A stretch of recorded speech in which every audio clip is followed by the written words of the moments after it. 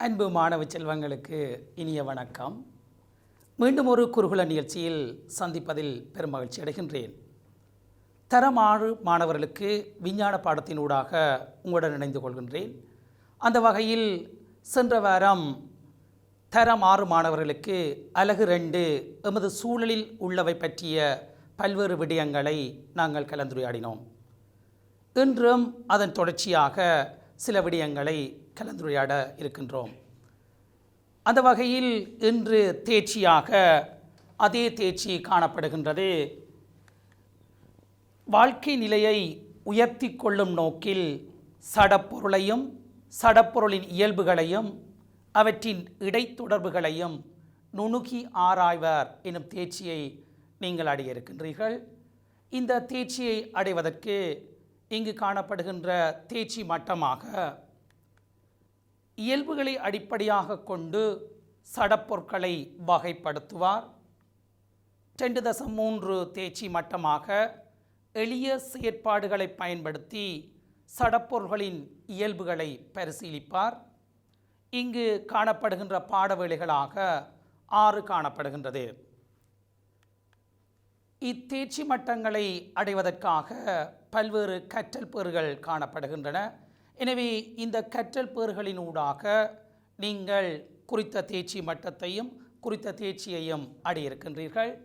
இங்கு கற்றல் பேறுகளாக சடப்பொருளின் தரப்பட்ட இயல்புகளை இனங்காண்பார், திண்மப் பொருட்களின் வன்மைத்தன்மை, வாட்டத்தகு இயல்பு, மீள்தன்மை, நீட்டத்தகு இயல்பு, நொறுங்கும் இயல்பு, எளிய அமைப்பு என்பவற்றை அவதானித்து அறிக்கைப்படுத்துவார்.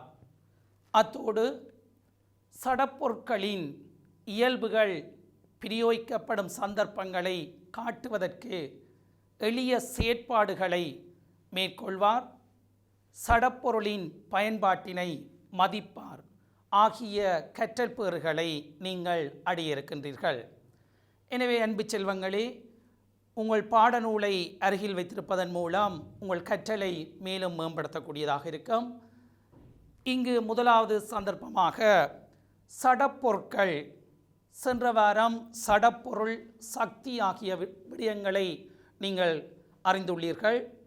சடப்பொருள் என்பது வெளியில் இடத்தை கொள்வதும் திணிவை கொண்டதுமான பொருட்கள் சடப்பொருட்களின் அழைக்கப்படும்.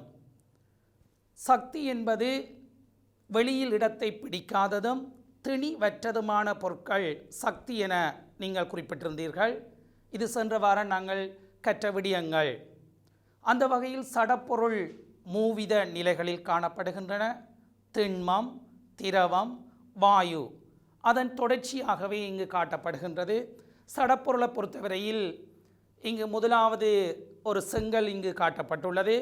அது நாங்கள் திண்மம் என அழைக்கப்படும். காரணம், அந்த செங்கல்லுக்கு திட்டமான வடிவம் காணப்படுகிறது, அதே நேரத்தில் திட்டமான கனவளவு காணப்படுகின்றது. இதனால் இதனை நாங்கள் திண்மம் என அழைக்கப்படும். அதே சமயத்தில் ஆங்கிலத்தில் நாங்கள் குறிப்பிடப்படும் போது சொலிட் என அழைக்கப்படும். நாங்கள் விஞ்ஞானத்தில் சில வேளைகளில் குறிக்கப்படும் போது சிம்பிள் எஸ் என நாங்கள் குறித்து காட்டப்படும். திண்ம பொருட்களை சிம்பிள் எஸ் என குறித்து காட்டப்படும். அடுத்து நாங்கள் இங்கு திரவத்தை அவதானிக்க இருக்கின்றோம். அங்கு திரவத்திற்கு திட்டமான கனவளவு காணப்படுகிறது. இது குறிப்பிட்ட அளவு கனவளவு காணப்படும். அதே நேரத்தில் திட்டமான வடிவம் இல்லை. இங்கு எந்த பாத்திரத்தின் வடிவத்தை பெறுகிறதோ அல்லது எந்த பாத்திரத்தில் நாங்கள் விடப்படுகிறதோ அந்த பாத்திரத்தின் வடிவத்தை பெறக்கூடியதாக இருக்கும். எனவே திரவங்களுக்கு திட்டமான வடிவம் இல்லை, ஆனால் திட்டமான கனவளவு உண்டு. இங்கு நாங்கள் குறிப்பிடப்படும் போது ஆங்கிலத்தில் லிக்விட் என சொல்லப்படும். நாங்கள் விஞ்ஞான சந்தர்ப்பங்களில், அதாவது விஞ்ஞான கற்றல் செயல்களில் ஈடுபடும் போது எல் என குறித்து காட்டப்படும். அதே நேரத்தில் வாயு, உண்மையில் இந்த வாயு உருளை, இதனுள் வாயு காணப்படுகின்றது. திரவ பெட்ரோலிய வாயு, லிக்விட் பெட்ரோலிய கேஸ் காணப்படுகின்றது. இங்கு வாயு சடப்பொருளை நாங்கள் கருதும் போது வாயுச்சடப்பொருட்களுக்கு திட்டமான வடிவமும் இல்லை, திட்டமான கனவளவும் இல்லை.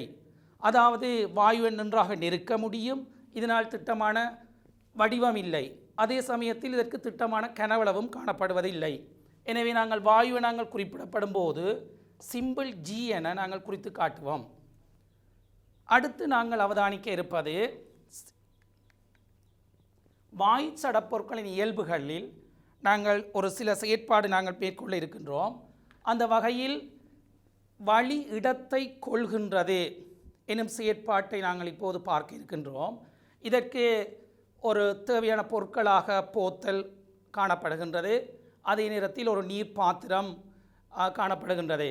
படிமுறையாக படத்தில் காட்டியவாறு முதலில் போத்தலின் வாயை நீரினுள், அதாவது நீரினுள் நாங்கள் நிலைக்குத்தாக அமிழ்த்தப்படுகிறது. பின்னர் இந்த போத்தலை ஒரு சாய்வாக பிடிக்கப்படுகின்றது. நிலைக்குத்தாக அமிழ்த்தப்படும் போது ஏதாவது மாற்றம் நிகழ்கின்றதா என அறிதல், அத்தோடு சாய்வாக பிடிக்கும்போது ஏதாவது மாற்றம் நிகழ்கின்றதா என அறிதல். இந்த விடயத்தை நாங்கள் இப்போது பார்ப்போம். நான் இதற்காக போத்தலுக்காக நான் ஒரு முகவை பயன்படுத்துகின்றேன். ஏனெனில் நான் கொண்டு வந்த போத்தல் சற்று பெரிதாக இருப்பதனால் இந்த முகவையினுள் உட்செலுத்துவது கடினம் என்பதனால் நான் ஒரு சிறிய முகவையை பயன்படுத்துகின்றேன். இது முகவையாக காணப்படுகின்றது. இந்த சிறிய முகவையை, இது ஒரு பெரிய முகவை, இதனுள் நீர் காணப்படுகின்றது. அந்த நீரினுள் இந்த முகவையை நிலைக்குத்தாக கவிழ்க்கின்றேன், அதாவது நிலைக்குத்தாக கவிழ்த்து அமிழ்த்துகின்றேன். அதை இப்போது பார்ப்போம். ஆனால் உங்களோட பாடநூலில் காணப்படுகின்ற போத்தல் இவ்வாறான ஒரு போத்தல் தான் காட்டப்படுகின்றது. பாடநூலில் காணப்படுகின்ற ஒரு போத்தல். இப்போது நான் போத்தலுக்கு பதிலாக இந்த ஒரு சிறிய முகவையை நான் உட்செலுத்த இருக்கின்றேன். இப்போது வடிவாக அவதானியுங்கள். இதை சற்று நான் இங்கால எடுத்து வைக்கின்றேன் உங்களுக்கு தெளிவாக தென்படுவதற்காக. முகவையை நான் இவ்வாறு வைக்கின்றேன். இப்போது முகவையினுள் இந்த சிறிய முகவையை நிலைக்குத்தாக அமிழ்த்துகின்றேன். இப்போது நீங்கள் என்ன நடைபெறுகின்றது என்பதனை அவதானியுங்கள். இப்போது பாருங்கள், இவ்வாறு நிலைக்குத்தாக அமிழ்த்துகின்றேன். ஏதாவது மாற்றம் நிகழ்கின்றதா என்பதனை அறிந்து கொள்ளுங்கள். எந்தவித ஒரு மாற்றமும் நடக்கப்படவில்லை. அதே சமயத்தில் சிறிய முகவையினுள் நீர் உட்செல்லவில்லை. சிறிய முகவையினுள் நீர் உட்செல்லவில்லை. அதற்கான காரணம் அந்த முகவையினுள் வழி காணப்பட்டமையினால், எமது கண்ணுக்கு புலப்படாத வழி காணப்பட்டமையினால் நீர் உட்செல்ல முடியவில்லை. வழி ஒரு இடத்தை பிடித்திருக்கின்றது. இப்போது நான் இந்த முகவையை சற்று சாய்வாக பிடிக்கின்றேன். அவதானித்து பாருங்கள் என்ன நடைபெறுகின்றது என்பதனை. சாய்வாக பிடிக்கின்றேன். சாய்வாக பிடிக்கும் போது பாருங்கள், வழிக்குமிழி வெளியேறுவதையும் அதே சமயத்தில் நீர் உட்செல்வதையும் காணக்கூடியதாக இருக்கின்றது. அதாவது வழி வெளியேற வழி இருந்த இடத்தில் நீர் உட்செல்வதனால் அங்கு சிறிய முகவையினுள் நீர் உட்செல்லக்கூடியதாக இருக்கின்றது. இப்போது நான் திரும்ப எடுக்கின்றேன். இதிலிருந்து விளங்கியிருக்கும் என நினைக்கின்றேன். வழியும் ஒரு இடத்தை பிடிக்கின்றது என்பதனை நாங்கள் குறிப்பிட முடியும். அதாவது ஆரம்பத்தில் இங்கு போத்தலை அல்லது முகவையை நாங்கள் உட்செலுத்திய போது இந்த பகுதியினுள் வழி காணப்பட்டது. வழி, இந்த வழி எமது கண்ணுக்கு புலப்படாத ஆனால் வழியும் ஒரு இடத்தை பிடித்து வைத்திருக்கின்றது. இப்போது இந்த போத்தலை சற்று சாய்வாக பிடிக்கும்போது இதனுள் இருக்கிற வழி வெளியேறுவதனால் வழி இருந்த இடத்தை நிரப்புவதற்கு நீர் உட்செல்வதை காணக்கூடியதாக இருக்கின்றது. இங்கு நீர் உட்செல்கின்றது, நீர் உட்செல்லக்கூடியதாக இருக்கின்றது. அப்போ இதிலிருந்து உங்களுக்கு விளங்கியிருக்கும், வழி ஒரு இடத்தை பிடித்திருக்கின்றது. வழி இடத்தை பிடித்த விடயத்தில் ஆரம்பத்தில் நீர் உட்செல்ல முடியவில்லை. அந்த முகவையில் உள்ள நீரை வழியை வெளியேற்றிய போது மீண்டும் அந்த இடத்தை நிரப்புவதற்கு நீர் உட்செல்வதற்கூடியதை காணக்கூடியதாக இருக்கின்றது. எனவே அன்பு செல்வங்களே, விளங்கியிருக்கும் என நினைக்கின்றேன். இப்போது அவதானத்தை நாங்கள் இங்கு குறிப்பிடப்படுகின்றது. நிலைக்குத்தாக போத்தலை நீரினுள் அமிழ்த்தும் போது நீர் போத்தலினுள் உட்செல்லவில்லை. இங்கு நீர் போத்தலினுள் உட்செல்லவில்லை. ஆனால் சாய்வாக பிடிக்கும்போது வளிக்குமிழிகள் வெளியேறுவதுடன் போத்தலினுள் நீர் உட்செல்வதை காணலாம். இங்கு வளிக்குமிழி வெளியேறுது, அதே சமயத்தில் நீர் உட்செல்லக்கூடியதாக இருக்கின்றது. எனவே நாங்கள் முடிவாக குறிப்பிட முடியும், போத்தலினுள் நமது கண்ணுக்கு புலப்படாத வகையில் வழி காணப்படுகின்றது என்பதனை குறிப்பிட முடியும். எனவே இங்கு முடிவாக போத்தலினுள் எமது கண்ணுக்கு புலப்படாத வகையில் வழி காணப்படுகின்றது என்பதனை உறுதிப்படுத்த முடியும். எனவே அன்பு செல்வங்களே, வழிக்கும், அதாவது வழி வந்து வெளியில் இடத்தை பிடிக்கும் என்ற முடிவுக்கு வர முடியும். அடுத்து நாங்கள் அவதானிக்க இருப்பது, இந்த வாயுவிற்கு திட்டமான கனவளவு, வடிவம் ஆகியன இல்லை என்பதனை காட்டுவதற்கு ஒரு செயற்பாடு இங்கு காட்டப்பட்டுள்ளது. இதற்கு நாங்கள் 2 வாயுச்சாடிகள் பயன்படுத்தப்படுகின்றது. அதே நேரத்தில் ஊதுபத்தி, தடித்த கடதாசி மட்டை. இங்கு ஆரம்பத்தில் என்ன செய்யப்படுகின்றதெனில், தலைகீழாக கவிழ்க்கப்பட்ட இந்த வாய்ச்சாடியினுள் ஊதுபத்தியின் புகையை உட்செலுத்தப்படுகின்றது. இங்கு ஊதுபத்தியின் புகையை உட்செலுத்திய பின்னர் இன்னொரு வாய்ச்சாடியின் மீது இந்த தலைகீழாக அந்த வாய்ச்சாடியை கவிழ்த்து வைக்கப்படுகின்றது. என்ன நடைபெறுகின்றது என்பதனை நாங்கள் இப்போது பார்க்க இருக்கின்றோம். இதற்காக நான் ஒரு மாதிரி அமைப்பு இங்கு கொண்டு வந்துள்ளேன். 2 வாய்ச்சாடிகள் காணப்படுகின்றது. இங்கு வாய்ச்சாடிகளாக ஆய்வு ஊடகத்தில் பயன்படுத்தப்படுகின்ற ஒரு அமைப்பு தான் இந்த வாய்ச்சாடி. இது வாயுக்களை சேகரிப்பதற்காக பயன்படுத்தப்படுகின்ற ஒரு உபகரண அமைப்பு தான் வாய்ச்சாடி. பொதுவாக இந்த ஆய்வூட உபகரணங்கள் யாவும் கண்ணாடியால் ஆக்கப்பட்டிருக்கும். அதுக்கு காரணம் வந்து நாங்கள் உள்ளுக்க நடைபெறுற மாற்றங்களை வந்து தெளிவாக அவதானிப்பதற்கு பிரதான காரணம். அத்தோடு இலகுவாக சுத்தம் செய்யக்கூடியதாக இருக்கும். மற்றது கண்ணாடி எந்த ஒரு ரசாயன பொருட்களோடையும் பெரிதாக தாக்கம் புரியாது என்பதனால் நான் கண்ணாடிகளை பயன்படுத்துகின்றோம். ஒரு தீமையாக உடைந்துவிடும், நொறுங்கும் இயல்பு கொண்டதாக காணப்படுகின்றது. எனவே இங்கு கண்ணாடி ஆளான ஒரு வாய்ச்சாடி பயன்படுத்தப்படுகிறது. இன்னொரு வாய்ச்சாடி கொண்டு வந்துள்ளேன். இப்போது நான் ஊதுபத்தியின் புகையை நான் வாய்ச்சாடியினுள் உட்செலுத்த இருக்கின்றேன். ஊதுபத்தி நான் இங்கு கொண்டு வந்துள்ளேன். இங்கு ஊதுபத்தி, இதனை நான் இப்போது தீப்பற்ற வைக்கின்றேன். இவ்வாறு தீப்பற்றி வைக்கப்பட்டு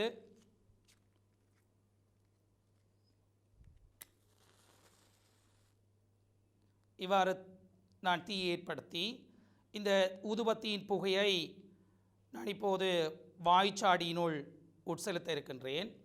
வாய்ச்சாடியினுள் உட்செலுத்துகின்றேன்.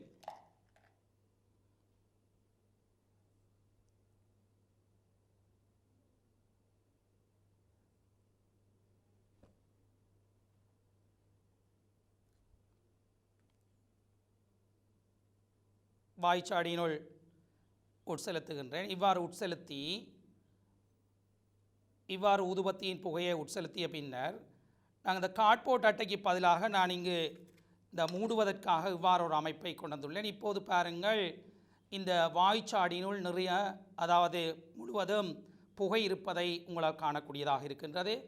இப்போது இந்த வாய்ச்சாடியை நான் இன்னொரு வாய்ச்சாடியின் மீது இவ்வாறு கவிழ்க்கின்றேன். கவிழ்க்கும் போது யாது நடைபெறுகின்றது என்பதனை அவதானியுங்கள். வடிவாக பாருங்கள், அந்த புகை 2 வாய்ச்சாடியினுள்ளும் பரவுவதை உங்களால் பார்க்கக்கூடியதாக இருக்கின்றது. வடிவாக அவதானியுங்கள், 2 வாய்ச்சாடியினுள்ளும் அதனுடைய ஊதுபத்தியின் புகை பரவி காணப்படுகின்றது. ஆரம்பத்தில் இந்த புகை இந்த வாய்ச்சாடி, மேலுள்ள வாய்ச்சாடியில் மாத்திரம் காணப்பட்டது. இப்போது மீண்டும் நான் இன்னொரு வாய்ச்சாடியின் மீது கவிழ்த்த போது அந்த புகை மற்றிய வாய்ச்சாடியினுள் செல்கின்றது. இவ்வாறு செல்வதனால் இங்கு இதன் கனவளவு, இதில் ஆரம்பத்தில் இந்த கனவளவில் காணப்பட்டது. இப்போது பாருங்கள் 2 வாய்ச்சாடி கொண்ட கனவளவில் காணப்படுகின்றது. அதில் வாயுக்கு பாருங்கள் திட்டமான வடிவம் இல்லை. ஆரம்பத்தில் இந்த வடிவத்தை பெற்றிருக்குது, இப்போது 2ம் சேர்ந்த வடிவத்தை பெற்றிருக்கக்கூடியதாக இருக்கின்றது. எனவே நாங்கள் இதிலிருந்து நாங்கள் குறிப்பிட முடியது, வாயுவிற்கு திட்டமான வடிவமும் இல்லை, அதே நேரத்தில் திட்டமான கனவளவும் இல்லை என்பதனை குறிப்பிட முடியும். நல்லது பிள்ளைகளே, நாங்கள் அதன் தொடர்ச்சியாக, அதாவது வாயுவிற்கு திட்டமான கனவளவு, திட்டமான வடிவம் இல்லை என நாங்கள் அவதானிச்சிருந்தோம். எனவே நான் இந்த வாய்ச்சாடியை விழுந்து உடைந்துவிடும் என்பதனால் இதனை மீண்டும் நான் பழைய நிலைக்கு நான் வைக்கின்றேன். இவ்வாறு பாருங்கள், வாயு பரவுவதை வழியில் பரவுவதை உங்களால் காணக்கூடியதாக இருக்கின்றது. எனவே நாங்கள் இங்கு அவதானமாக பார்க்க இருக்கின்றது,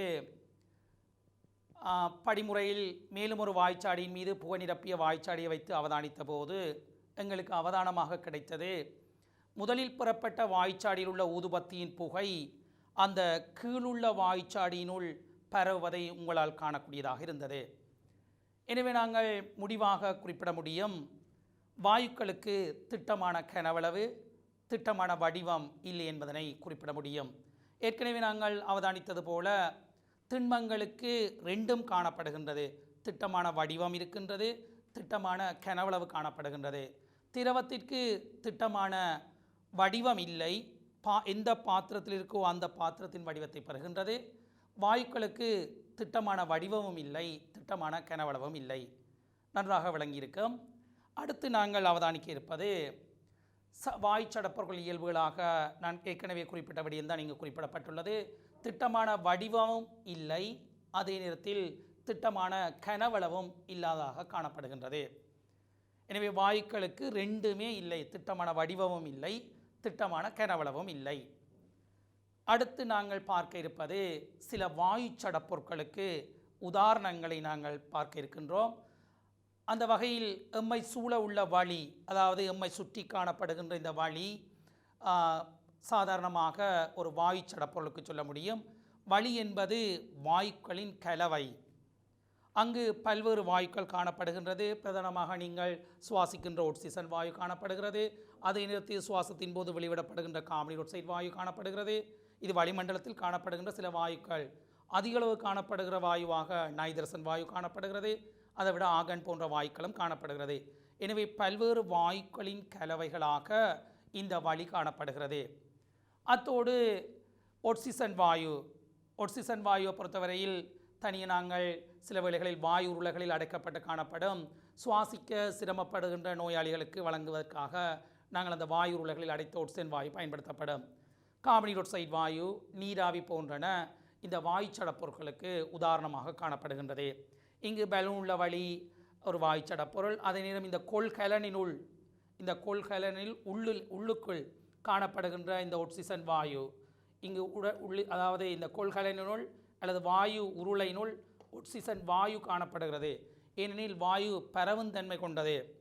அதனால் நாங்கள் ஒரு பாத்திரம் அல்லது கொள்கலனுள் நாங்கள் அடைத்து வைத்திருக்கப்படும். சாதாரணமாக கூட திரவ பெட்ரோலிய வாயு பாருங்கள், வாயு உருளைகளில் அடைக்கப்பட்டுத்தான் இங்கு உங்களுக்கு தரப்படுகிறது. அதனை நீங்கள் எரிபொருளாக பயன்படுத்துகின்றீர்கள். சமையலறைக்கு வெப்பத்தை வழங்குவதற்காக நீங்கள் உருளைகளில் அடைக்கப்பட்ட திரவ பெட்ரோலிய வாயுவை நாங்கள் பயன்படுத்துகின்றோம். அடுத்து நாங்கள் பார்க்க இருப்பது, நீங்கள் இவ்வளவு நேரமும் படித்த விடயங்களை நான் ஒரு அட்டவணை ரீதியாக ஒப்பிட்டு காட்டப்பட்டுள்ளது. அந்த வகையில் திண்ம திரவ வாயு நிலைகளின் ஒப்பீடு இங்கு காட்டப்படுகிறது. நிலைகளை பாருங்கள், திண்மம், திரவம், வாயு மூன்றும் காணப்படுகிறது. சில பொருட்கள் மூவித நிலைகளிலும் காணப்படலாம். உதாரணம் பாருங்கள், நீர் திண்மமாகவும் இருக்கலாம், திரவமாகவும் இருக்கலாம், வாயுவாகவும் இருக்கலாம். நீர் திண்மமாக இருக்கும்போது அதனை நாங்கள் குறிப்பிடுவோம் பனிக்கட்டி. அதே நேரத்தில் நீர் திரவமாக இருக்கும்போது நாங்கள் நீர் என அழைக்கப்படும். நீர் வாயு நிலையில் இருக்கும்போது அது நீராவி அல்லது கொதி நீராவி என அழைக்கப்படும். எனவே இவ்வாறு சில பொருட்கள் மூவித நிலைகளிலும் காணப்படலாம். இப்போது பாருங்கள், அந்த நிலைகள் காட்டப்பட்டுள்ளது. அதே நேரத்தில் வடிவம், நாங்கள் ஏற்கனவே குறிப்பிட்ட நாங்கள் பல்வேறு விடயங்கள் பல்வேறு செயற்பாடுகள் ரீதியாக பார்த்த விடயத்தை நாங்கள் ஒரு அட்டவணையில் ஒப்பீட்டு ரீதியில் அவதானிக்கின்றோம். எனவே திண்மத்துக்கு திட்டமான வடிவம் உண்டு, திட்டமான கனவளவு உண்டு, ரெண்டும் காணப்படுகிறது. உங்களால் இலகுவாக ஞாபகப்படுத்தலாம் அல்லது நீங்கள் அறியக்கூடியதாக இருக்கும். ரெண்டுமே காணப்படுகிறது. திட்டமான வடிவம் உண்டு, திட்டமான கனவளவு உண்டு. அதே நேரத்தில் திரவத்துக்கு திட்டமான வடிவம் இல்லை, பாத்திரத்தின் வடிவத்தை தான் பெறும். ஆனால் இங்கு திட்டமான கனவளவு இருக்குது. 100 மில்லிலிட்டர், 50 மில்லிலிட்டர், அவ்வாறு கனவளவு, திட்டமான கனவளவு காணப்படுகின்றது. அதே நேரத்தில் வாயுவை பொறுத்தவரையில் திட்டமான வடிவமும் இல்லை, அதே சமயத்தில் திட்டமான கனவளவும் இல்லை. எனவே உங்களுக்கு இலகுவாக இதை பற்றிய விடயம் உங்களுக்கு அறியக்கூடியதாக இருக்கும். அடுத்து நாங்கள் சமையலறையில் காணப்படுகின்ற சில திண்ம திரவ வாயு பொருட்கள் இங்கு காட்டப்பட்டுள்ளது. உங்களோட பாடநூலில் இது ஒப்படையாக தரப்பட்டுள்ளது. இங்கு திண்ம பொருட்களாக பாருங்கள், உங்களோட சமையலறையில் சட்டி காணப்படலாம், அதே நேரத்தில் பானை, இதெல்லாம் திண்ம பொருட்கள் என்ற இதெல்லாத்துக்கும் திட்டமான வடிவம் இருக்குது. அதனால் திட்டமான கனவளவு கொண்டதாக இருக்கும். கத்தி, கரண்டி, குவளை, இவ்வாறு பல்வேறு பொருட்கள் காணப்படுகிறது. நான் சில பொருட்கள் இங்கு குறிப்பிட்டுள்ளேன். அதே நேரத்தில் திரவமாக இங்கு நீர் காணப்படுகின்றது, தேங்காய் எண்ணெய் காணப்படுகிறது, குளிர்பானம், பசும்பால், அதே நேரத்தில் வினாகிரி என்பது நாங்கள் அதாவது சில சந்தர்ப்பங்களில் இறைச்சியை மென்மையாக்குவதற்காக பயன்படுத்துகின்ற ஒரு அமிலம் வினாகிரி. இதன் ரசாயன பேர் அசெட்டிக் அமிலம் என அழைக்கப்படும். வினிகர் என்று உங்களோட அம்மா சமையலறையில் வைத்திருப்பா. அதே நேரத்தில் இங்கு வாயு பொருளாக திரவ பெட்ரோலிய வாயு, இதை நீங்கள் வெப்பத்தை பெறுவதற்காக திரவ பெட்ரோலிய வாயுவை வாயு உருளைகளில் அடைக்கப்பட்டு நீங்கள் பயன்படுத்துகிறது. அதே நேரத்தில் நாங்கள் உணவு சமைக்கும் போதோ அல்லது நீரை கொதிக்க வைக்கும் போதோ அந்த சமையலறையில் கொதிநீராவி நீராவியாக வெளியேற்றப்படலாம். எனவே அங்கே கொதிநீராவியும் காணப்படலாம். அதே நேரத்தில் அந்த சமையலறை ஒரு வளிமண்டலம் கொண்ட இடம், அதாவது வளி உள்ள இடம். எனவே வளி உள்ள இடம் என்றபடியால் கட்டாயம் ஒட்சிசன் வாயு காணப்படும். ஏன்னா வளியில் ஒட்சிசன் வாயு காணப்படுகிறது. அதே நேரத்தில் கார்பன் ஆக்சைடு வாயு, அதே சமயத்தில் நைதர்சன் வாயு என்ற வளிமண்டலத்தில் நைதர்சன் வாயுவும் காணப்படுகிறது. எனவே சமையலறை சகல இடங்களிலும் வாயுவும் காணப்படும், வளியும் காணப்படும். எனவே அவ்வாறு வளி காணப்படுவதனால் நைதர்சன் வாயுவும் காணக்கூடியதாக இருக்கும். எனவே இது சமையலறையில் உள்ள பொருட்களில் திண்மம் திரவம் வாயு என பிரிக்கப்பட்டுள்ளது. இவ்வாறு உங்களுக்கு வினாக்கள் அமையும் போது பல்வேறு இடங்களை குறிப்பிட்டு உங்களுடைய வினாக்கள் அமையலாம். இது நாங்கள் அதாவது பரீட்சையை மையமாக கொண்டல்ல, உங்களுடைய கற்றல், அதாவது அன்றாட வாழ்க்கையில் எந்தெந்த இடங்களில் நாங்கள் திண்ம பொருட்கள், திரவ பொருட்கள், வாயு பொருட்களை பயன்படுத்துவோம் என்பதனை அறிந்து கொள்ளக்கூடியதாக இருக்கும். அடுத்து நாங்கள் பார்க்க இருப்பது திண்ம சடப்பொருட்களின் சில இயல்புகளை நாங்கள் அறிய இருக்கின்றோம். அந்த வகையில் இங்கு அழுத்தமானது கரடு முரடானது. நாங்கள் இதனை எவ்வாறு அவதானிக்க வேண்டுமெனில், நாங்கள் அந்த பொருளை ஏதாவது ஒரு பொருளை எடுத்து அந்த பொருளை நாங்கள் அவதானிக்கும் போது, அதாவது கையினால் தொட்டு உணரும் போது, இவ்வாறு கையினால் தொட்டு உணரும் போது பாருங்கள், இது நான் ஒரு மணல் கடதாசி இங்கு கொண்டு வந்துள்ளேன். மணல் கடதாசி, இவ்வாறு ஒரு மணல் கடதாசி கொண்டு வந்துள்ளேன். அந்த மணல் கடதாசியில் பாருங்கள், இப்படி தொட்டு கையினால் அல்லது விரலினால் இவ்வாறு தொட்டு உணரும் போது எவ்வாறான தன்மை புலப்படுகிறது. இவ்வாறு தொட்டு உணரும் போது எனக்கு ஒரு கரடுமுரடான தன்மை காணப்படுகிறது. அதே நேரத்தில் இந்த கண்ணாடியை நான் தொட்டு உணரும் போது பாருங்கள், சற்று அழுத்தமானது. இவ்வாறு தொட்டு உணரும் போது அழுத்தமானதாக காணப்படுகிறது. எனவே நாங்கள் கையினால் தொட்டு உணர்ற தன்மையை நாங்கள் இந்த அழுத்தமானது கரடானது அல்லது கரடுமுரடான தன்மையில் நாங்கள் பிரித்து கொள்ள முடியும். அதே நேரத்தில் சில பொருட்கள் தூளாகக்கூடியது. நான் ஒரு வெண்கட்டி துண்டு கொண்டு வந்துள்ளேன். இந்த வெண்கட்டி துண்டை நாங்கள் உடைக்கும் போது அல்லது நாங்கள் சுத்தியலினால் இப்படி அடிக்கும்போது இது சிறிய சிறிய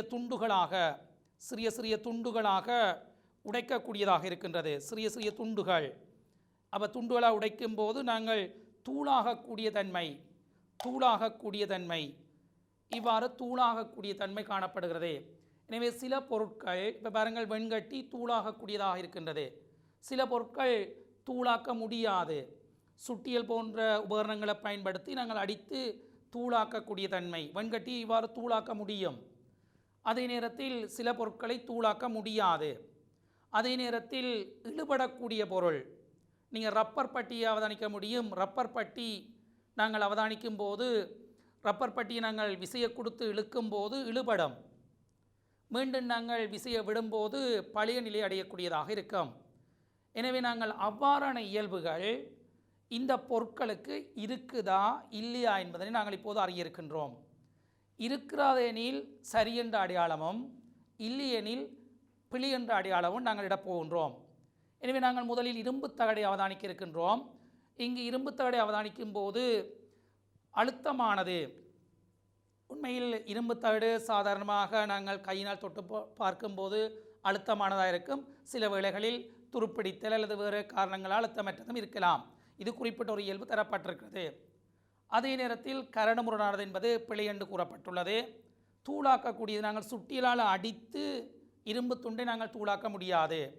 ஆனால் நாங்கள் வால் பிளேட்டினால் அறுக்கும்போது இரும்பு தூள்கள் பெறப்படும். நான் அந்த சுட்டியலால் அடித்து பெறப்படுவது கடினமாக இருக்கும். எனவே தூளாக்க முடியாத பொருளுக்குள்ள சரி வரப்போகிறது.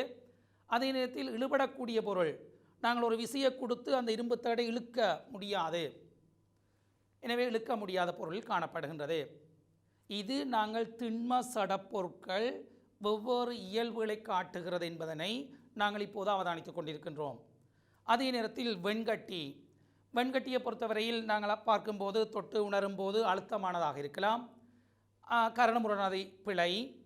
அதே நேரத்தில் தூளாக்கக்கூடிய பொருள், உடைத்து சுட்டியல் போன்ற உபகரணங்களை பயன்படுத்தி உடைத்து தூளாக்கக்கூடியதாக காணப்படுகின்றது. இழுபடக்கூடிய பொருள் இழுக்க முடியாது என்ற இழுத்தால் உடைந்துவிடும்.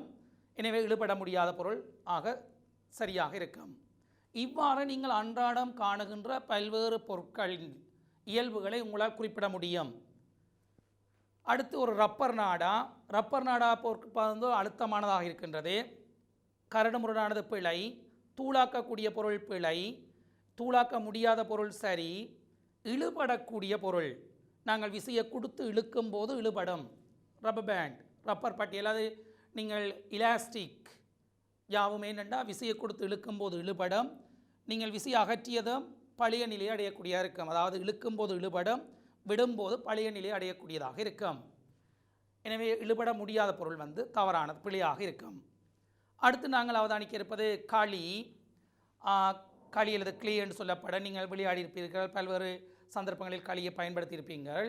அழுத்தமானது, அங்கே தொட்டு உணரும் போது அழுத்தமானதாக இருக்கின்றது. கரடுமுரடானது என்பது பிழையாக காணப்படுகிறது.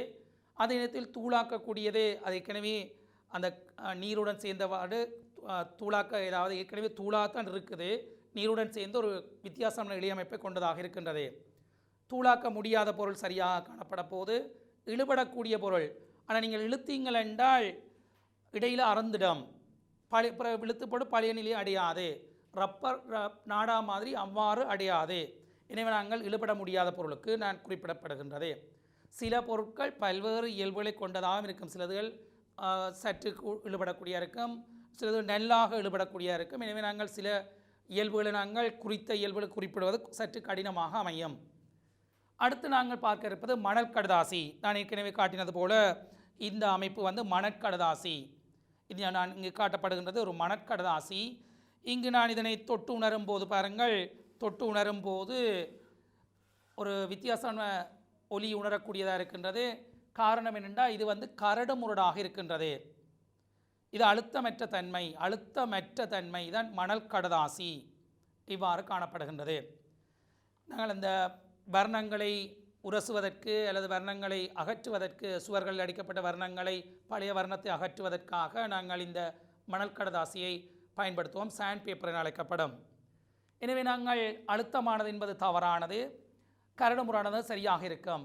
அதே சமயத்தில் தூளாக்கக்கூடிய பொருள் பிழை, தூளாக்க முடியாத பொருள் சரி, இழுபடக்கூடிய பொருள் பிழை, இழுபட முடியாத பொருள் சரியாக காணப்படும். அதே நேரத்தில் பூசல்மா என்பது நீங்கள் உங்களோட முகத்தை அழகுபடுத்துவதற்காக பயன்படுத்துகின்ற ஒரு பவுடர், பூசல்மா பவுடர். அந்த பூசல்மாவை நீங்கள் பாருங்கள், அழுத்தமானது, நாங்கள் பூசும்போது மிக அழுத்தமானதாக இருக்கின்றது. அதே நேரத்தில் கரடுமுரட்டுத்தன்மை இல்லை. தூளாக்கக்கூடிய பொருளாக அது ஏற்கனவே தூளாக்கப்பட்டு தான் காணப்படுகிறது. எனவே தூளாக்கக்கூடியதாக இருக்கின்றது சொல்லப்பட்டிருக்கிறது. தூளாக்க முடியாத பொருள் தவறாக சொல்லப்படுகிறது. இழுபடக்கூடிய பொருள் அது இழுபட முடியாது. எனவே இழுபட முடியாத பொருள் சரியாக காணப்படுகிறது. கரி, நாங்கள் விறகை எரிக்கும்போது பெறப்படுகின்ற பதார்த்தம் கரி என அழைக்கப்படும். இந்த கரி சிலதுகள் அழுத்தமானதாக இருக்கலாம், சிலதுகள் அழுத்தமற்றதாயும் இருக்கலாம். இங்கு அழுத்தமானதுக்கு சரி போடப்பட்டுள்ளது. அதே நேரத்தில் தூளாக்கக்கூடிய பொருள், நாங்கள் சுட்டியலால் அடிக்கும்போது அந்த கரி துண்டுகள் சிறு சிறு துண்டுகளாக உடைக்கக்கூடியதாக இருக்கிறது. எனவே தூளாக்கக்கூடியதாக சொல்ல முடியும். தூளாக்க முடியாத பொருள் பிழை, இழுபடாது, ஏனெனில் இழுத்தால் உடைந்துவிடும். எனவே இழுபட முடியாத பொருளுக்கு சரியாக காணப்படுகிறது. அதே சமயத்தில் கடதாசி மட்டை அவதானிக்கும் போது கடதாசி மட்டை அழுத்தமான இருக்கும், தொட்டு பார்க்கும்போது அழுத்தமானதாக இருக்கும், கரடுமுரட்டுத்தன்மை அற்றதாக இருக்கின்றது. தூளாக்கக்கூடிய பொருளாக, அதாவது நாங்கள் கிழித்து அல்லது சுட்டியில் அடித்து தூளாக்கக்கூடியதாக இருக்கின்றது. அதாவது மிகச் சின்ன தூளாக உடைக்கலாம். தூளாக்க முடியாத பொருள் பிழை, இழுபடக்கூடிய பொருள் இழுக்க முடியாது, மற்றது இழுபட முடியாத பொருள் சரியாக காணப்படுகிறது. எனவே நாங்கள் சில இயல்புகள் ஒன்று விளங்கப்பட வேண்டும் மாணவர்கள். சில இயல்புகள் ரெண்டும் பெறக்கூடியதாக இருக்கலாம். சிலது இழுபடக்கூடியதாக இருக்கும், சில இழுபட முடியாத இருக்கும். சில பொருட்கள் அவ்வாறு அமையலாம். அடுத்து நாங்கள் பார்க்க இருப்பது திண்ம சடப்பொருட்கண்ட சில பௌதிக இயல்புகளும் அவற்றிற்கான உதாரணங்களும். அந்த வகையில் முதலாவது நாங்கள் பார்க்க இருக்கின்ற அந்த பௌதிக சொல்லு வெண்மைத்தன்மை. இங்கு வெண்மைத்தன்மை என்பது நாங்கள் ஒரு புற விசையை நாங்கள் திரவியங்களுக்கு வழங்கி அதன் வடிவத்தை மாற்ற முடியாத தன்மையை நாங்கள் வெண்மைத்தன்மை என குறிப்பிட முடியும். நாங்கள் ஒரு விசையை கொடுத்து நாங்கள் அதை வேறு வடிவத்துக்கு மாற்ற முடியாத தன்மை அவ்வாறு காணப்பட்டால் நாங்கள் வெண்மைத்தன்மை என குறிப்பிட முடியும். இங்கு ஒரு வைரம் காட்டப்பட்டுள்ளது. இது உண்மையில் ஒரு வைரம். இந்த வைரத்தை பொறுத்தவரையில் வெண்மை கூடிய பொருளாக காணப்படுகின்றது. வெண்மை கூடிய பொருளாக காணப்படுகிறது. இந்த வைரம் உண்மையில் இவ்வாறு காணப்படுவதில்லை. இதை நாங்கள் பட்டை தீட்டி வைப்பதன் மூலம்தான் இவ்வாறு எங்களுக்கு வித்தியாசமான தோற்றத்தில் காணப்படுகிறது. இங்கு ஒளி படும்போது பல்வேறு தடவைகள் இங்கு ஒளி முறிவடைந்து எங்களுக்கு அந்த ஒளியை பிரகாசிக்கக்கூடியதாக காணப்படுகிறது. அத்தோடு வைரம் நன்கு வெண்மையான பொருளாக காணப்படுகிறது. இந்த கண்ணாடியதுகள் வெட்டுவதற்கு இந்த வைரம் அடங்கிய இந்த உபகரணம் தான் பயன்படுத்தப்படுகின்றது. அடுத்து இரும்பும் அதாவது வெண்மைத்தன்மை கொண்ட பொருளாக காணப்படுகிறது. இரும்பு வெண்மைத்தன்மை கொண்ட பொருளாக காணப்படுகின்றது. எனவே இவ்வாறான பொருட்கள் வெண்மை, நாங்கள் விசையை கொடுத்து அதன் வடிவத்தை மாற்றுவது சற்று கடினம். ஆனால் நான் இதனை வெப்பப்படுத்தி நாங்கள் பின்னர் அதன் வடிவத்தை மாற்ற முடியும் விசையை வழங்கி. ஆனால் சாதாரண நிலையில் விசையை கொடுத்து நாங்கள் அதன் வடிவத்தை மாற்றுவது கொஞ்சம் கடினம். எனவே இவ்வாறான பொருட்களை நாங்கள் வெண்மையான பொருட்கள் என குறிப்பிட முடியும். அடுத்து நாங்கள் பார்க்க இருப்பது வாட்டத்தகவு. சுத்தியல் போன்ற வெண்மையான உபகரணங்களை பயன்படுத்தி இந்த திரவியங்களை தகர்க்கும் போது தூளாகாது தகடாக்கக்கூடிய தன்மை வாட்டத்தகவு என அழைக்கப்படும். தூளாக முடியாமல், அதாவது தகடாகக்கூடிய தன்மையை நாங்கள் வாட்டத்தகவு என அழைக்கப்படும். இங்கு உலோகத் திரவியங்களை தகர்ப்பதன் மூலம் தகடாக்க முடியும். இங்கு காட்டப்பட்டிருக்கிறது, இது இரும்பினை காட்டப்பட்டுள்ளது, இரும்பு. அதே நேரத்தில் மற்றது செம்பு. உலோகங்கள் பொதுவாக வாட்டத்தகவு இயல்புடையது. உலோகங்கள் பொதுவாக வாட்டத்தகவு இயல்புடையதாக காணப்படுகிறது.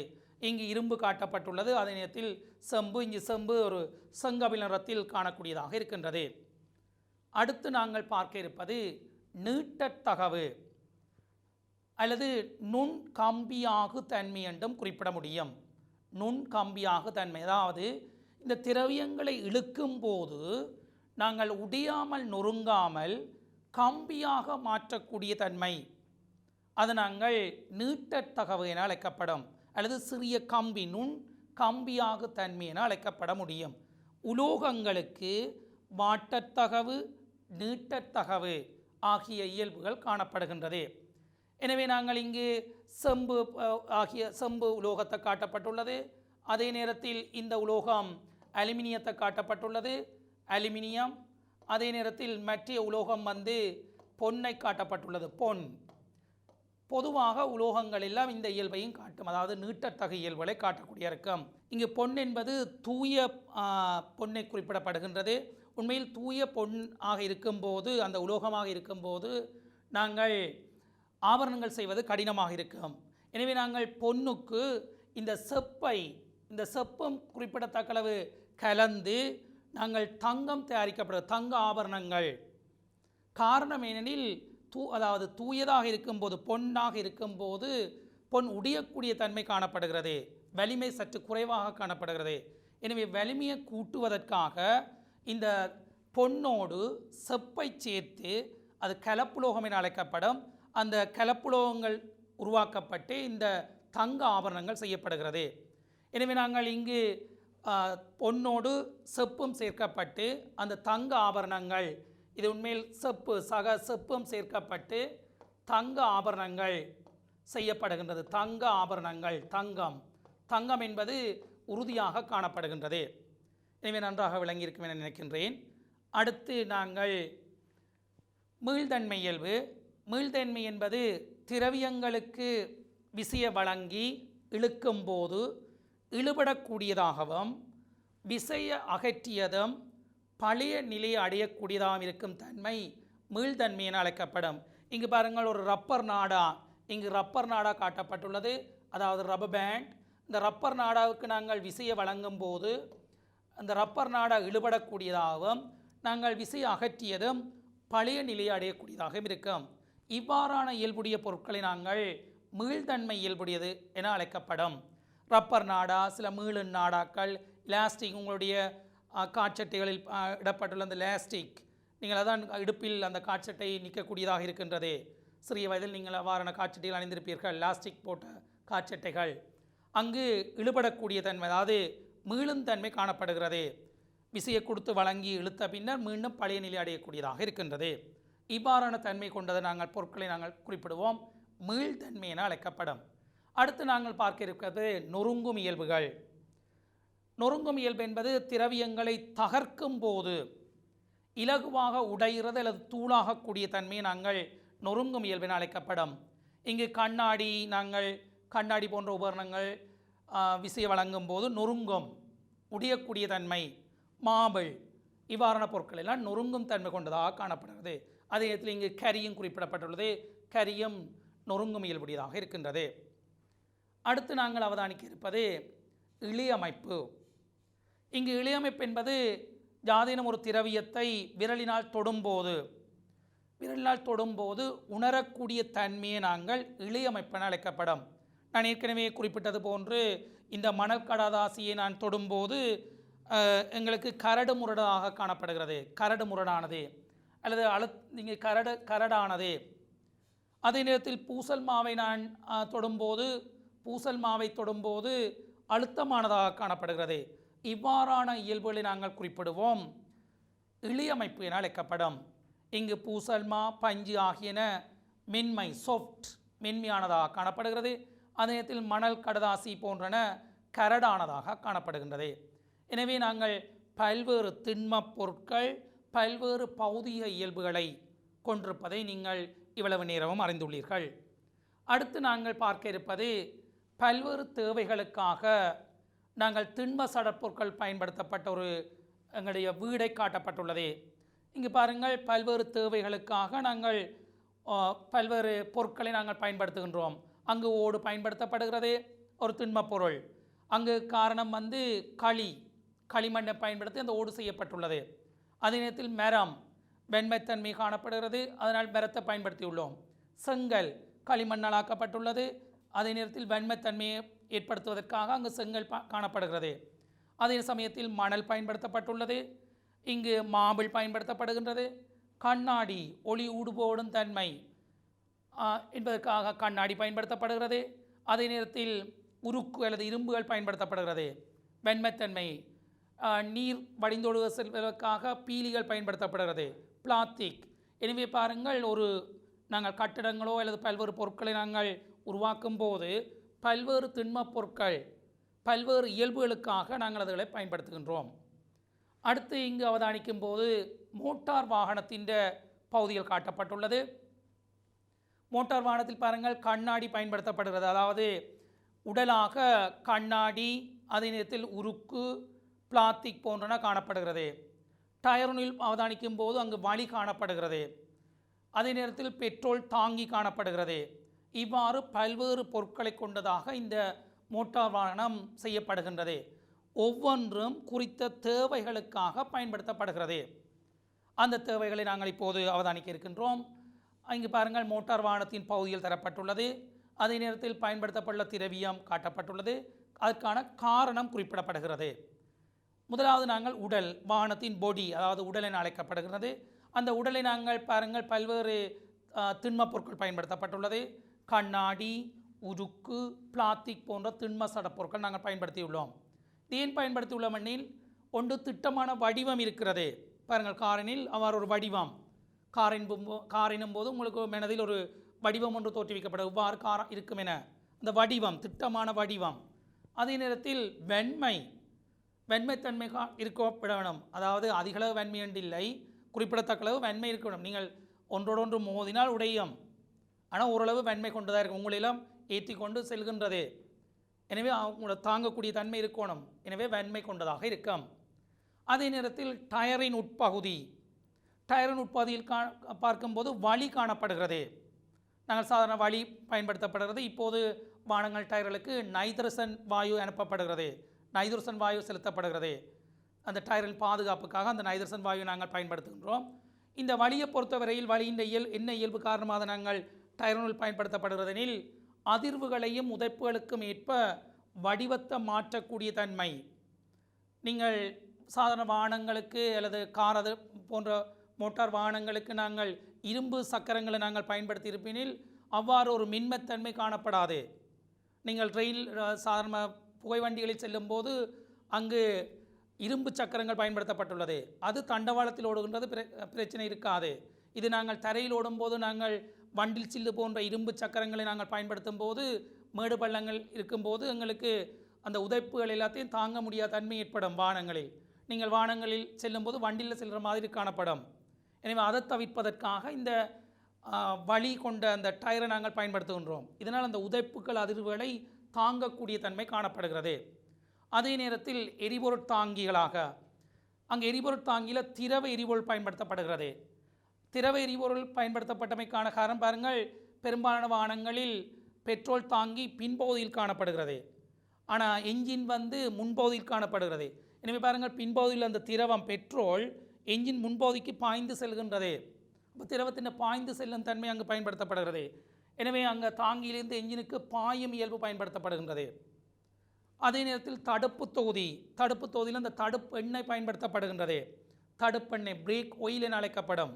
அந்த தடுப்பெண்ணெயை நாங்கள் அந்த கால் மிதியினால், அதாவது பிரேக்கை நாங்கள் தடுப்பு பாதத்தை நாங்கள் அழுத்தும் போது அந்த தடுப்பு பாதம் அழுத்தப்பட்டு அந்த தடுப்பெண்ணெயின் மீது ஒரு அமுக்கம் ஒன்று பிரயோகிக்கப்பட்டு அதன் மூலம் அந்த சில்லு ஓய்வுக்கு கொண்டு வரப்படுகின்றது. எனவே இங்கு ஒரு அமுக்கத்தை கடத்துகின்ற ஒரு இயல்பு திரவங்களுக்கு காணப்படுகிறது.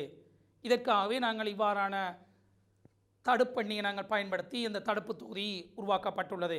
பாருங்கள், இவ்வளவு வேகத்தில் போகின்ற வாகனத்தை சடுதியாக நிப்பாட்டுவதற்கு இந்த ஒரு உத்தி பயன்படுத்தப்படுகின்றது. அடுத்து நாங்கள் பார்க்க இருப்பது சில பொருட்கள் அல்லது திரவியங்கண்ட பௌதிக இயல்புகள் நாங்கள் காட்டப்படுகின்றது. இது உங்களுக்கு தெரிந்திருக்கப்பட வேணும். ஏனெனில் வினாக்கள் அமையும் போது இந்த விஞ்ஞான சொற்களை நாங்கள் பயன்படுத்தி வினாக்களுக்கு விடையளிப்பது மிக பொருத்தமாக அமையும். எனவே பெரும்பாலான சந்தர்ப்பங்களில் நீங்கள் விஞ்ஞான வினாத்தாளுக்கு விடையளிக்கும் போது அந்த விஞ்ஞான பதங்களை நீங்கள் பயன்படுத்த வேண்டி இருக்குது. எனவே அதற்காக சில சொற்கள் தரப்படுகின்றது. மின் கடத்தும் பொருட்களை நாங்கள் மின் கடத்தி என அழைக்கப்படும். அதே நேரத்தில் மின் கடத்தாத பொருட்கள் மின் காவலி என அழைக்கப்படும். அதே சமயத்தில் வெப்பத்தை கடத்தும் பொருட்களை நாங்கள் வெப்ப கடத்தி, அதாவது கடத்துகிற பொருட்களை நாங்கள் பொதுவாக கடத்தி என அழைக்கப்படும். கடத்தாத பொருட்களை நாங்கள் காவலி என அழைக்கப்படும். அதே நேரத்தில் வெப்பம் கடத்தாத பொருட்கள் வெப்ப காவலி என அழைக்கப்படும். ஒளியை நன்கு ஊடுகடத்தக்கூடிய பொருட்களை நாங்கள் ஒளி ஊடுபுகு இயல்பை குறிப்பிட முடியும். ஒளி ஊடுபுக இயல்பு, அதாவது ஒளி நன்கு ஊடு செல்றதில் ஒளி புகவிடு அல்லது ஒளி ஊடுபுகவிடு இயல்பு கொண்டதாக சொல்ல முடியும். சிறிதளவு ஒளி செல்லும் பொருட்களை பகுதி ஊடுபுகு அல்லது ஒளி கசிய விடுற பொருள் என குறிப்பிட முடியும். ஒளி கசிய விடுற பொருள் என குறிப்பிட முடியும். ஒளி கசிய விடுகின்ற பொருள் என குறிப்பிட முடியும். நீங்கள் பாருங்கள், இந்த வெசாக்கூடுகளை அமைக்கும் போது வெசாக்கூடுக்கு பயன்படுத்துகிற அந்த டிஷ்யூ தாள் அது ஒளியை கசிய விடுகின்ற பொருட்களாக காணப்படுகின்றது. அதே நேரத்தில் ஒளி ஊடு புகாத பொருள் அது நாங்கள் ஒளி ஊடு புகா பொருள் என அழைக்கப்படும். அதே சமயத்தில் கம்பியாக இழுபடக்கூடிய பொருட்களை நாங்கள் கம்பியாகு பொருள், தகடாகவும் தட்டியாகவும் ஆக்கக்கூடிய பொருளை நாங்கள் தகடாகும் பொருள் என குறிப்பிட முடியும். வளையத்தக்க பொருள்களை நாங்கள் வளைதகு பொருள் என குறிப்பிட முடியும். அடிக்கும்போது தூளாகும் அல்லது வளையும் போது உடையும் பொருளை நாங்கள் நொறுங்கும் தன்மை கொண்ட பொருட்கள் என அழைக்கப்பட முடியும். எனவே இவ்வாறான பொருட்களை நாங்கள் அல்லது இவ்வாறு இயல்பு கொண்ட பொருட்களை நாங்கள் விடியளிக்கும் போது இவ்வாறான விஞ்ஞான பதங்களை பயன்படுத்தும் போது அந்த உங்களுடைய வினாக்குரிய முழு புள்ளியும் கிடைக்கப்பெறும். உதாரணமாக சாதாரணமாக நாங்கள் வீடுகளில் பயன்படுத்துகின்ற கரண்டி இவ்வாறு காணப்படுகின்றது. இந்த கரண்டியில் பாருங்கள் மரத்தாலான ஒரு கைப்பிடி போடப்பட்டிருக்கும். இங்கு பாருங்கள் இது சாதாரணமாக ஒரு உலோகமாக இருக்கும். ஏதாவது உலோகம் அல்லது உருக்கு, மின் உருக்கு அல்லது ஏதாவது உருக்க பயன்படுத்தலாம் அல்லது கரையில் உருக்க பயன்படுத்தலாம். இது நாங்கள் மரத்தாலான ஒரு கைப்பிடி போடப்பட்டிருக்கோம். அவர்கள் வினாக்கள் கேட்கப்படும் போது இங்கு மரத்தாலான கைப்பிடி பயன்படுத்தப்பட்டமைக்கான காரணம் என கேட்கப்பட்டால் நீங்கள் குறிப்பிடப்பட வேண்டும் மரம் ஒரு வெப்ப காவலி. எனவே வெப்ப காவலி என்பதனால் நமது கைகளுக்கு வெப்பத்தை கடத்த முடியாது என்பதற்காக மரத்தாலான கைப்பிடி பயன்படுத்தப்பட்டுள்ளது என குறிப்பிடப்பட வேண்டும். எனவே நாங்கள் அந்த சொற்களை பயன்படுத்துவதற்காகத்தான் இந்த விஞ்ஞான பதங்கள் தரப்பட்டுள்ளது. அடுத்து நாங்கள் பார்க்க இருப்பது பொருட்கள் அல்லது திரவியங்கள பகுதி இயல்பு தொடர்ச்சியாக வடிவத்தை மாற்றக்கூடிய தன்மையை நாங்கள் நெகிழுமை, களி. நாங்கள் பாருங்கள் களிக்கு நாங்கள் ஒரு விசையை கொடுக்க வெவ்வேறு வடிவங்களை உருவாக்க முடியும். அதே நேரத்தில் காந்த பண்புள்ள பொருட்களை நாங்கள் காந்தத்தால் கவரப்படுவதனால் குறிப்பிடப்பட முடியும். காந்த பண்புகளற்ற பொருட்கள் காந்தத்தால் கவரப்படாதவை என குறிப்பிட முடியும். எல்லா உலோகங்களும் காந்தத்தால் கவரப்படாது. சில உலோகங்கள்லாம் காந்தத்தால் கவரப்படும். எல்லா உலோகங்களும் காந்தத்தால் கவரப்படாது. அல்லுலோகங்கள் ஒன்றுமே காந்தத்தால் கவரப்படாது. இதை பற்றிய விரிவான கற்கையில் நீங்கள் தரமிட்டு போன்ற வகுப்புகளில் நீங்கள் கற்க இருக்கின்றீர்கள். அடுத்து நாங்கள் பல்வேறு தேவைகளுக்கு நாங்கள் திண்ம சடப்பொருட்களை பயன்படுத்துகிற சில விடயங்கள் தரப்பட்டுள்ளேன். ஏனெனில் வினாக்கள் அமையும் போது இது சார்ந்த விடயங்கள் கொண்டதாக இருக்கும். நீங்கள் பாருங்கள் சாதாரண கட்டிடப் பொருட்களுக்கு நாங்கள் என்ன இயல்பை கொண்டதனால் அந்த கட்டிடப் பொருட்களை பயன்படுத்துகின்றோம். பாருங்கள் ஒன்று உறுதி, நல்ல ஸ்ட்ரோங். நீங்கள் பாருங்கள் என்ன பொருட்களை வேண்டாலும் ஸ்ட்ரோங் ஒன்று பார்ப்பீங்கள், உறுதியை பார்ப்பீங்கள். நெடுநாள் பாவனை, ஒளியை பெற்று தருவதற்கு. வெப்பத்தை பொருத்தமான நிலையில் பேணல். நீங்கள் வீடுகளில் வர்ணம் பூசுவது கூட சரியாக பூசப்படல் வேண்டும். இலங்கை போன்ற மத்திய கோட்டுக்கு அண்மையில் உள்ள நாடுகளில் நாங்கள் அதிக கருமை கலந்த நிறங்களை பயன்படுத்துவது அவ்வளோ பொருத்தமல்ல. இள நிறங்களை பயன்படுத்தும் போது எங்களுடைய வெப்பத்தை உறிஞ்சாது உங்களோட வீடு குளிர்மையாக இருக்கும். கருமை நிறங்களை நீங்கள் பயன்படுத்தி விட்டிருப்பீனில் உங்களோட வீடு சூரிய வெப்பத்தை நன்கு உறிஞ்சி உங்களோட வீடு எப்பவும் வெப்பமானதாக இருக்கும். ஆனால் குளிர் பிரதேச நாடுகளில் அவ்வாறு கருமை நிறங்களை பயன்படுத்த முடியும், இது வர்ணம் பூசும்போது. எனவே ஒவ்வொன்றும் ஒவ்வொரு தேவைகளுக்காக நீங்கள் பயன்படுத்துகின்றீர்கள். அதே நேரத்தில் வெயில், மழை போன்ற பல்வேறு சூழல் நிலைமைகளுக்கு தாக்கு பிடிக்கக்கூடியதாக இருக்கப்படல் வேண்டும். கடின பாவனை மற்றது சுகாதாரமாக இருத்தல். கட்டாயம் வீடுகளுக்கு ஜன்னல்கள் இருக்கப்படல் வேண்டும். உண்மையில் 2 ஜன்னல்கள் இருக்கப்படல் வேண்டும். 2 பக்கமாக 2 ஜன்னல்கள் காணப்பட வேண்டும். ஒரு பக்கத்தினால் வழி இன்னொரு பக்கத்தினால் போகப்படல் வேண்டும். அவர்தான் நல்ல சுகாதாரம். நாங்களான சில இடங்களில் இருக்கும்போது ஜன்னலே இல்லாமல் இருக்கின்றோம். உண்மையில் அதாவது எங்களுக்கு சுகாதாரம் தன்மை அற்றதாக காணப்படுகிறது. அலங்காரம், பல்வேறு அலங்காரங்களுக்காக நாங்கள் இதை பயன்படுத்துகின்றோம். இங்கு பாருங்கள் அந்த தெரிவு செய்தவைக்கான காரணங்கள் குறிப்பிடப்பட்டிருந்தது. என்னென்ன பொருட்களை நாங்கள் தெரிவு செய்கிறோம்? கருங்கல், சுண்ணாம்பு. நாங்கள் வீடுகளுடைய கட்டிடம் ஒன்றை அமைக்கும் போது இவ்வாறான பொருட்களை தெரிவு செய்கிறோம். செங்கல், சீமெந்து, அரிகள், இரும்பு. நாங்கள் கான்கிரீட் அதில் நாங்கள் சில தளங்களை அமைக்கும் போது இரும்பு தேவைப்படுகிறது. மணல், கண்ணாடி நாங்கள் ஜன்னல் அமைக்கும் போது கண்ணாடி, ஒளி ஊடுபோடக்கூடிய தன்மை. அரிமரம், அலுமினியம், கண்ணார் என்பது அஸ்பெஸ்டஸ் சீட்டுகள் உற்பத்திகளுக்கு பயன்படுத்துகிற ஒரு பதார்த்தம் தான் கண்ணார். அத்தோடு ஓடு, இவற்றை நாங்கள் அந்த கட்டிடங்கள் அமைப்பதற்கு பயன்படுத்துகின்றோம். அடுத்து நாங்கள் பார்க்க இருப்பது புடவை உற்பத்திகளில் எவ்வாறான இயல்பு இருக்கப்படல் வேண்டுமென்று. சூழல் வெப்பநிலைக்கு பொருத்தக்கூடிய இருக்கணும். இப்போ இலங்கை போன்ற நாடுகளுக்கு பருத்தி, கொட்டன் அவ்வாறான உடைகள் அணிவது பொருத்தமானது. ஆனால் நாங்கள் குளிர் பிரதேச நாடுகளுக்கு கம்பளி உடைகள். இப்போ சூழலுக்கு பொருத்தமான இயல்புடைய தேர்ந்தெடுக்கப்படல் வேண்டும். அத்தோடு நிறமூட்டக்கூடியதாக இருக்கிறது. பாரமற்றதும் வலுவானதுமாக இருத்தல். சில பேர் பாருங்கள் உடுப்பலை போடும்போது சரியான பாரமாக காணப்படும், அது உடலுக்கு அசௌகரியமாக இருக்கும்.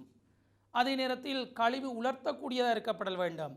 நாங்கள் ஊத்தைகளை கழுவி உலர்த்தக்கூடியதாக உடனடியாக உலர்த்தக்கூடியதாக இருக்கணும். சில உடுப்புகளை துவைச்சால் நீண்ட நாள் 2-3 நாள் செல்லும் காய்வதற்கு. அதே நேரத்தில் உடலுக்கு சொகுசானதாக இருக்க வேண்டும். நெடுநாள் பாவனை கொண்டதாக இருக்கப்படல் வேண்டும். இதற்காக நாங்கள் பாருங்கள், பருத்தி நூல் பயன்படுத்தப்படுகிறது, பட்டு நூல், செயற்கை நூல், விலங்குகளின் உரோமங்கள், சணல் நார், தெறி அதாவது பட்டன், அதே நேரத்தில் மீள் சக்தி நாடா அதாவது எலாஸ்டிக், அது மீள்தன்மை கொண்ட இயல்பு, இவ்வாறானதை நாங்கள் பயன்படுத்துகின்றோம். அடுத்து நாங்கள் பார்க்க இருப்பது கருவிகள் அல்லது உபகரணங்கள் தயாரிப்பு. இதற்கு ஒன்று உறுதியுடையதாக இருக்கப்படல் வேண்டும். கத்தியோ அல்லது கோடரியோ உறுதி கொண்டதாக இருக்கப்படல் வேண்டும். பல்வேறு வடிவங்களாக தயாரிக்க முடிகிற தன்மை, பல்வேறு சூழல் நிலைமைகளுக்கு ஈடு கொடுக்கக்கூடிய தன்மை, குறிப்பிட்ட வேலைகளுக்கு பொருத்தமாக இருக்கின்ற தன்மை, இவை யாவும் அந்த கருவிகள் தயாரிப்பதற்கு எங்களால் தெரிவு செய்ய வேண்டிய இயல்புகள். இங்கே பாருங்கள், இரும்பு பயன்படுத்தலாம் என்ற வெண்மைத்தன்மை, இரும்பை விட உருக்கு என்னும் வெண்மை என்றாங்க கலப்புலோகம், அதே நேரத்தில் அரிமரம், பிளாஸ்டிக், செப்பு. நீங்கள் பாருங்கள், இப்போ அலுமினியம் உங்களோட வீடுகளுக்கெல்லாம் இப்போது அலுமினிய ஜன்னல்கள் அல்ல அலுமினிய கதவுகள் பயன்படுத்துகின்றீர்கள். அதில் பல்வேறு காரணத்துக்கு அடுக்கிறீங்க. அதாவது மங்கள் அடைகிற தன்மை குறைவு, இரும்பை போன்று மங்கள் அடையாது. அதே நேரத்தில் பாரமற்ற தன்மை, லேசான தன்மை என்பதனால் இந்த அலுமினிய பொருட்களை நாங்கள் பயன்படுத்துகின்றோம். அடுத்து நாங்கள் அவதானிக்க இருப்பது பொதி செய்யப்படுகின்ற பொருட்கள், பேக் பண்ணுறது, பேக்கிங். இங்கு பாரமற்ற தன்மை, மற்றது கவர்ச்சித்தன்மை, நீர் வழி என்பன புகவிடாத தன்மை, கடின உழைப்புக்கு ஈடுகொடுக்கத்தன்மை. பாருங்கள், வெளிநாடுகளிலிருந்தெல்லாம் பொருட்கள் இங்கு வருகின்றது. அவ்வாறு தொலைவான இடங்களிலிருந்து வரும்போது பாதுகாப்பாக தொலைக்காட்சி பெட்டி, இவ்வாறு கணனி, இவ்வாறெல்லாம் பாதுகாப்பாக வருகின்றது. இதுக்கு பயன்படுத்துகின்ற சில பொருட்களாக நாங்கள் கார்ட்போர்ட் பெட்டி, பொலுத்தீன், தடித்த கடதாசி உரை, ரெஜிஃபோம், பலகை பெட்டி, பிளாஸ்டிக் பெட்டி, பிரம்பு கூடை, களிமண் பாத்திரங்கள். நீங்கள் பாருங்கள், தயிருக்கு நாங்கள் பொதி செய்ய களிமண் பாத்திரங்கள், அதே நேரத்தில் கண்ணாடி பாத்திரங்கள், ஜாம் உற்பத்தி நாங்கள் அதற்கு கண்ணாடி பாத்திரங்கள் பயன்படுத்துகிறோம், அல்லது நாங்கள் மின்பானங்கள் கண்ணாடி பாத்திரங்கள் பயன்படுத்துகின்றோம். அடுத்து நாங்கள் பார்க்க இருப்பது ஆபரணம் அல்லது அலங்கார பொருட்கள். பாரமற்ற தன்மை, கவர்ச்சித்தன்மை, வடிவமைக்கக்கூடியதாக இருக்கிற இருத்தல், பெறுமதி. நீங்கள் பாருங்கள், தங்க ஆபரணங்கள் பெறுமதி கூடியதாக இருக்கின்றது. உடலுக்கு தீங்கு பயக்கக்கூடிய அதாவது உடலுக்கு தீங்கு பயக்கக்கூடாது. இதற்காக நாங்கள் தங்கம், பித்தளை, செம்பு, உருக்கு, பிளாட்டினம், கண்ணாடி, மாணிக்கம், வைரம், தென்னஞ்சிரட்டை. நாங்கள் அலங்காரம்னா நாங்கள் தனியாக மனிதனுக்கு பயன்படுத்துகிற இல்லை, அலங்கார பொருட்களாக தென்னஞ்சிரட்டைகள் கூட பல்வேறு அலங்கார பொருட்கள் உற்பத்தி செய்ய முடியும். அரிமரம், பிளாஸ்டிக் போன்ற நாங்கள் பயன்படுத்த முடியும். அடுத்து நாங்கள் சமையலறை உபகரணங்கள். இங்கு சமையலறை உபகரணங்களுக்காக சுகாதாரமானதாக இருத்தல், பல்வேறு வடிவங்களாக வடிவமைக்கக்கூடியதாக இருக்கிறது, உறுதியுடையதாக இருத்தல் வேண்டும், உயர் வெப்பநிலையை தாங்கக்கூடியதாக இருத்தல், வெப்பத்தை நன்கு கடத்தக்கூடியதாக இருத்தல், எப்போதும் சுத்தப்படுத்தக்கூடியதாக இருத்தல், கவர்ச்சிகரமானதாக இருத்தல். இந்த அலுமினிய பாத்திரங்கள் நாங்கள் பொதுவாக இப்போது பயன்படுத்துகிறோம். அலுமினிய பாத்திரங்கள் உண்மையில் இந்த தேசிப்புளி போன்ற அமிலங்கள் விடப்படும் போது அலுமினியம் சற்று தாக்கமடையும். இப்போ அதுகளை நாங்கள் கவனத்தில் கொள்ள விடும். பாருங்கள், சில வேளைகளில் அம்மா தேசிப்புளியில் அலுமினிய பாத்திரங்களை வைத்து விடமாட்டான். அம்மா ஏற்கனவே அம்மாவும் ஒரு விஞ்ஞானம் தெரிஞ்ச ஒரு அழகாக காணப்படுகின்றா. அப்போ பல்வேறு விடயங்களில் இந்த விஞ்ஞான செய்முறைகளை அல்லது விஞ்ஞான நடவடிக்கைகளை அன்றாட வாழ்வில் அம்மா பிரயோகிக்கின்றா. அந்த வகையில் இங்கு தெரிவு செய்கிற திரவியங்களாக கண்ணாடி, அலுமினியம், இரும்பு, வார்ப்பிரும்பு, நாங்கள் சட்டியதல் செய்கிறதுக்கு வார்ப்பிரும்பு, களிமண், செம்பு, பித்தளை, பீங்கான் களி, இது போன்ற உபகரணங்கள் நாங்கள் பயன்படுத்துகின்றோம். எனவே நாங்கள் இப்போது இவ்வளவு நேரமும் அதாவது பல்வேறு தேவைகளுக்கு திண்ம சடப்பொருட்களை பயன்படுத்துகிற விடயங்களை நாங்கள் அவதானித்திருந்தோம்.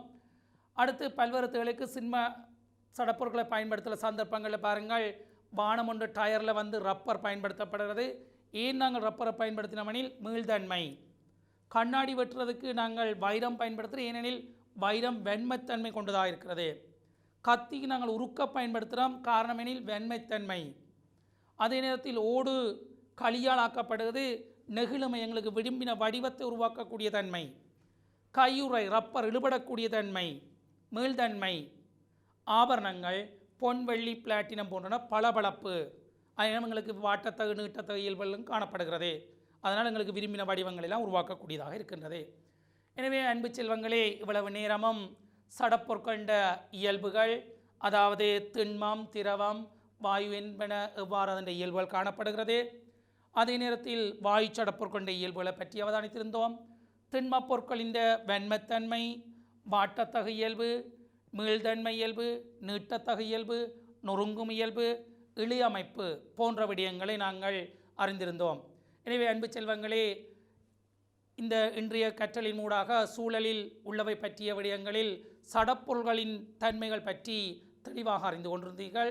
இந்த நிகழ்ச்சி சேனல் என்ன எனும் தளத்தினூடாக யூடியூப்பில் தரவேற்றம் செய்யப்பட்டிருக்கும்.